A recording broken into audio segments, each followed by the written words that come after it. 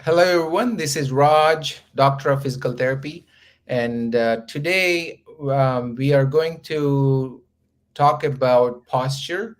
And most commonly, when patients come to me with back pain and neck pain or mid back pain, the first thing I look for is whether their posture is right. As they walk in, I can recognize basic, structural abnormalities if the person is standing upright or whether they are leaning or listed to one side. Or in general, I get a picture of how their posture is, and most of the time, their problem, whether it is neck pain, mid back pain, lower back pain, um, I I can associate that symptom with their abnormality, postural abnormality. So when that happens, it's really as a physical therapist, I will be able to guide the patient clearly what to work on, how to correct the posture, how to improve their posture, and it takes about 6 to 8 weeks to train them, but the patient has to work on the postural exercises. It's a lifelong learning. So it's not, posture is not something you just learn for 6 weeks and forget about it. So you have to continue to work on it to improve your posture and prevent your pain and other symptoms. So today we are going to talk.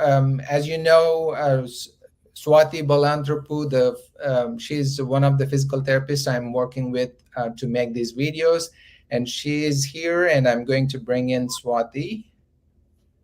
Hi, everybody. Hope everybody is doing well. This is Swathi again, and I'm so excited to be here in this live video. Thanks, Raj, for inviting me again. Thank you for joining me.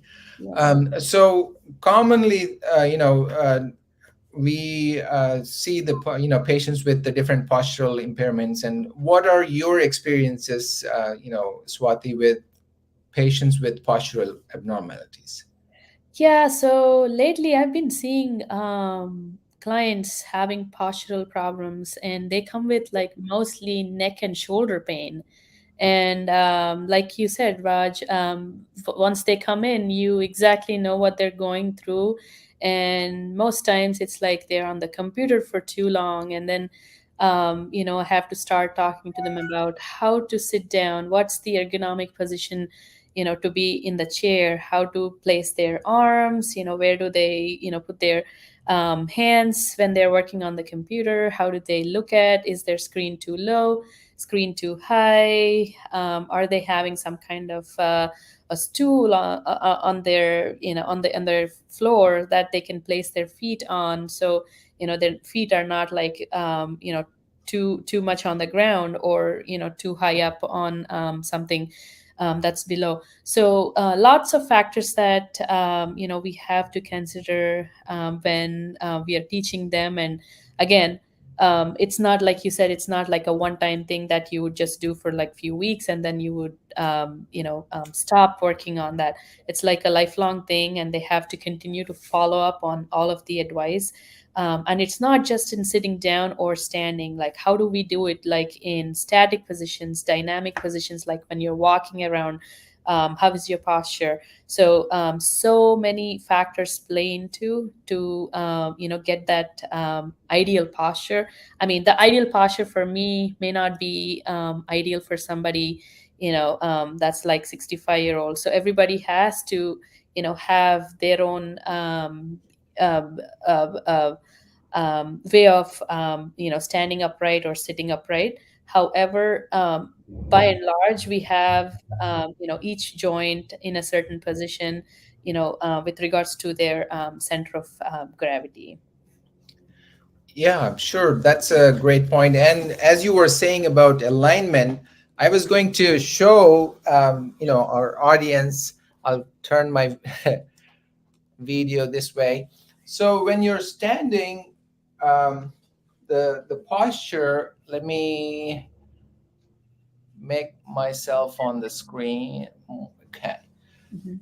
So when you're standing, the posture should be the simple way to recognize postural impairment is how aligned are your joints. So if you look at my ear and the shoulder, they should be in alignment. My shoulder and elbow should be in alignment. And these are all, if you draw a line on, midline from the side, all the joints, including neck vertebral joints, shoulder, elbow, my hip, knee, and ankle, all of these joints should be touching. All of those joints should be in alignment. So basically, that's a vertical posture. Um, that's a posture where you say you're aligned. Alignment is very commonly heard term when you're referring to posture. Mhm. So that's the basic principle. But as Swati was mentioning, your individual posture may be a little different because of your anatomical structure. You may have a scoliosis, you may have a lordosis, you may have a kyphosis. So kyphosis is where your head will be protruded forward, and there will be much more significant curve in the neck, cervical spine. So that's kyphosis. Scoliosis is um, when somebody is listed to one side, like left side. So the curvature in the spine makes them look like they're, when you look at the shoulders, one shoulder will be much lower than the other shoulder. So those are the common types of abnormalities you can see. And you need to see a physical therapist when you start noticing these abnormalities, because the sooner you go to a physical therapist, better the results you can see, and you can avoid pain, you can avoid significant postural abnormalities in the future. So there are Mhm. different types of abnormalities, like the fixed abnormality and dynamic abnormality. As Swati was said, uh, dynamic abnormalities can be corrected. It will be, those are because of some ligament laxity, or other changes in the anatomical structures.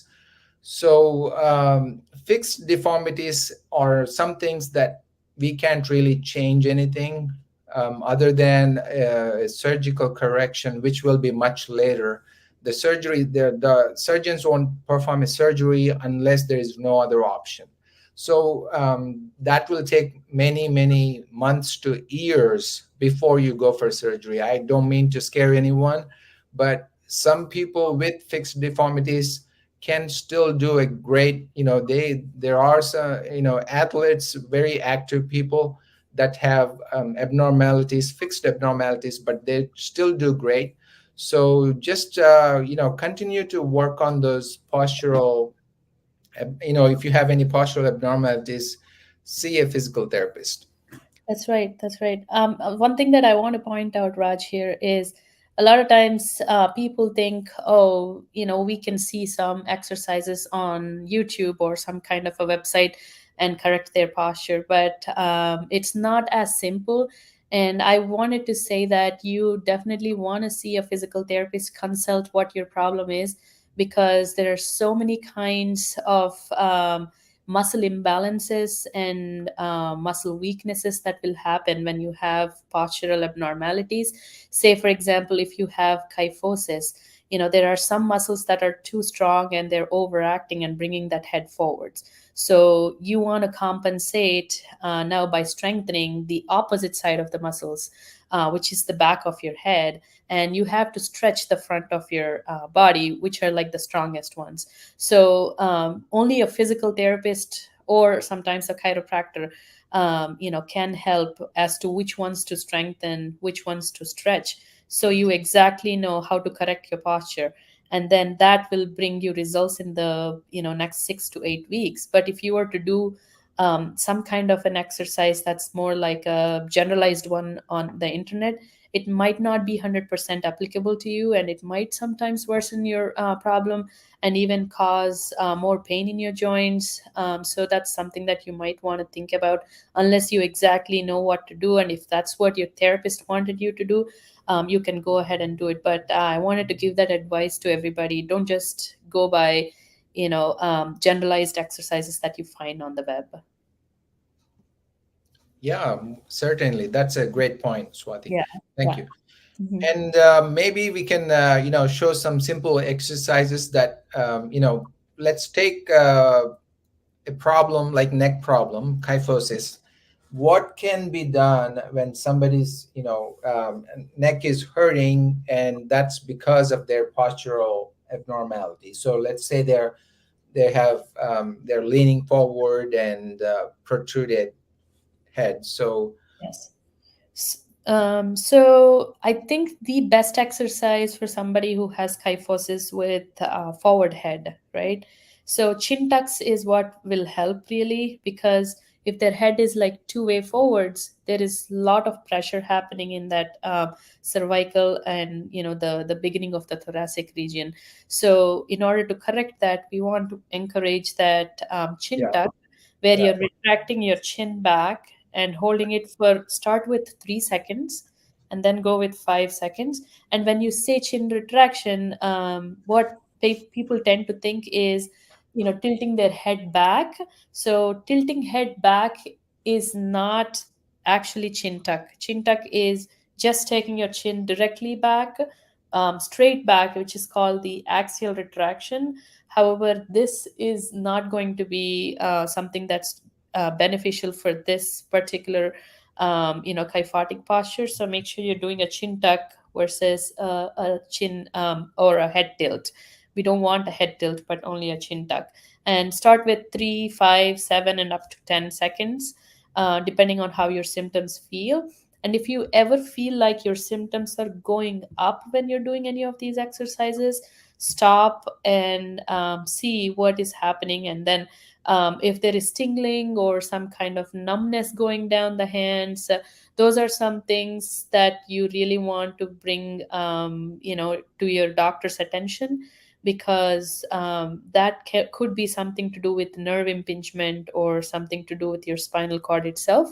So please take extreme caution when you have any of those symptoms.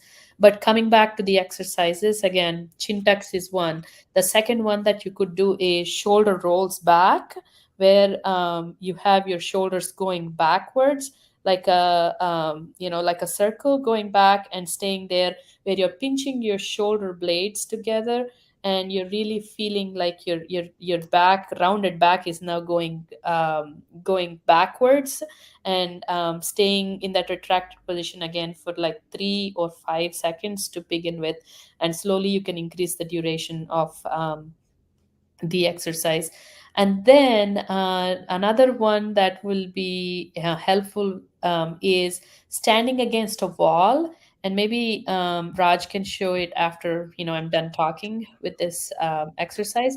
So standing against a wall and probably having your head, the back of your head against the wall, and shoulders against the wall, right, as much as you can. Again, if you have rounded shoulders, it's hard to bring those shoulders all the way back. So try your best. It's going to be uncomfortable to begin with. Thanks, Raj. So you can stand with your head touching, shoulders, the back of your shoulders touching, and your palms facing out to the front. There you go. And then, your hips should be touching ideally, but sometimes when you touch your shoulders, a lot of times people will just tilt their, pelvis forwards. But ideally, we want the shoulders touching, the back of your hands touching, and the hips touching, and the heels touching. And this is like the perfect alignment if you're talking about an ideal posture. So start with at least few joints touching, and see how that feels for like 5 second hold to begin with, and increments of like another 2 or 3 depending on how you're feeling. And do it maybe like 5 or 10 times in the morning, 5 or 10 times in the evening, or just spread it around in your day.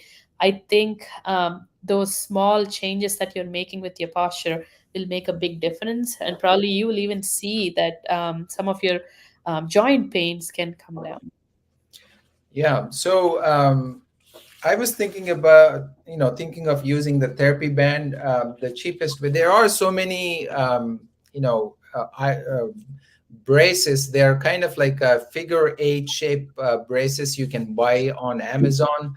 They're starting from $10 to $100, Right. or you can just use a simple thing like therapy band. If you have a therapy band at home, just make a knot, and make it as a loop, and you can wear it literally. So I'm wearing this therapy band and bring it over your neck from the back, and just wear it like this. So sorry. So just to so you're just wearing it like this. Mhm. So it's in the front. So the therapy band is in the front. The strap goes in the back. So what this does is not really. This is just to remind yourself to bring your shoulders back. This is not doing anything other than giving you just a reminder. Like if you're leaning forward, I can feel more tension in the front, and that tells me, okay, that's not good. So I have to, retract. I have to bring my shoulders back. So this is a simple example, and you don't have to do this every day for too long. I mean, you have to do this. There are several stages of learning. So there are mainly three stages of learning, where you start with cognitive. So you're thinking your how to wear it, how which fashion to wear it, and after that, cognitive phase, associative phase, where you're making associations with other things. What if I use a different band, different color band, or different type of band, or therapy tube, or you're looking at other people and learning from their posture. So associating, you're trying to figure out what works best. And the third phase is autonomous phase, where you don't have to think because you learned it. The best example I can say is when you're learning to bicycle.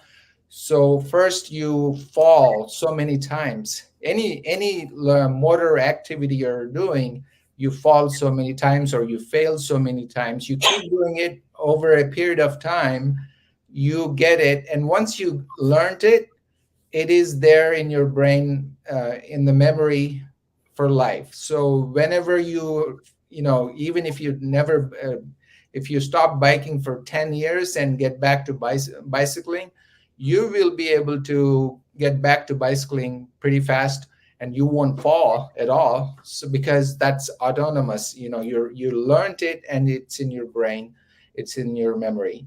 So Mhm. same way, you have to train your posture. Whatever exercises you do, it's 6 to 8 weeks. If you keep doing it, it becomes autonomous, and and you don't have to really think about it later on after 6 weeks of regular practice. That is something I want to emphasize. That's why I was saying posture is not one day, 6 weeks thing. You have to keep learning, but you will retain a lot of it. When you first learn for 6 to 8 weeks, you retain it. Mhm. Yeah. Is there anything, any other um, tips or exercises that you can think of, Swati? I Yeah. know we are only, covering a few right now. I mean, we can't really, as a physical therapist, I want to see the patient and assess every patient is different. Every problem, patient's problem is different. So Mhm. we can't really do justice to All the different everybody. process. Yeah, Yeah. exactly. So Yeah, yeah. I mean, for example, some of these exercises might not be as good for somebody who has a flat back. right? Just Yes. like how you, is how you're mentioning, Raj. So I mean, I agree, and this has to be very personalized. But these are general exercises that we're talking about, that might help some of you. So one other exercise that also can be helpful is snow angels, which is having your hands on either sides and doing like an arc motion all across, all along the wall, by standing against a wall or like a flat surface, and doing it to improve your forward head or your rounded back posture. That's another one. And just be mindful anytime you sit down, anytime you stand up, walk, right? Are you having your head forwards? Are you having your shoulders rounded? Are you tilting your hips too much forwards or too much back? So remember, the whole body is like, working as one component. So any problem happening with one side of the chain will affect the chain upwards or the chain below, and that's why you will have pain, either in your feet or your ankles or your hips, or up the chain, like on your shoulders or your neck. So just imagine your whole body will work right only if the top chain is working right, the middle chain is working right, the bottom chain is working right, if you divide into segments. So continuously work towards having that ideal posture, which might not be possible all the time, but at least if you're striving for it, like 70 to 75% of the times, you will achieve 60%. But if you're like hitting at 50%, you probably will achieve maybe 30%, and that's not good. So standing up, walking, anything that you're doing in your kitchen or at your office, maybe having reminders, like a piece of paper, stand up tall, sit up tall, something like that. Just one picture, gives you a better, feedback, like a visual feedback of a picture will be a good idea as well. Yeah, so I want to end the video with one another exercise I want to show, especially for people with the back pains. I want to adjust the camera before I get on the table. So for patients with back pain, you especially that's if that pain is because of the stooped posture where you're leaning forward. This will be a best, every day if you position yourself, place two or three pillows on top of each other and just lean back. And um, so the maintain that position for about 30 seconds three times. So that will again, this will not this will be a that's a position where it will help you long term if you keep doing it on a regular basis. So it's not for treatment for back pain. It is part of, you know it's only part of the treatment for back pain, especially for people with the poor posture. So or cobra position will be a good ideal position for some people, especially if they're having, um, lordosis, significant curvature in the spine. Yeah, yeah. All Right. right. I think there's much more we can cover. We can talk for a long time on this topic, but I think neck and back, we covered those two Mhm. topics in this session. Maybe in the future we can do more on the Yeah, posture. yeah, yeah. Thank you again. Yeah. Thank you, Swati. Thank you, everyone, for watching these videos. And if please comment. We have been hearing from different people from Philippines, India, United States. They're commenting. So please comment where you're watching these videos from. And if you like these videos, keep liking, sharing, and subscribe on YouTube. Thank you very much. Thank you.